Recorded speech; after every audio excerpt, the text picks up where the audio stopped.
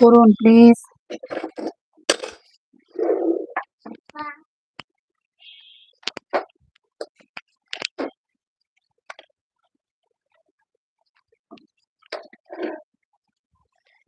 আপুরা ভাইয়ারা কে আছেন প্লিজ একটা কমেন্ট, একটা লাইক, একটা সাবস্ক্রাইব করে দিন না প্লিজ।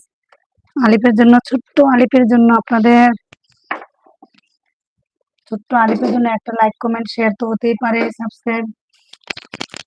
দেখুন আলিফ মাশাল্লাহ মাদ্রাসায় ভর্তি না হয়ে মাশাল্লাহ এত সুন্দর লিখতে পারে। আলিফের জন্য একটা মাশাল্লাহ বলে একটা কমেন্ট করুন।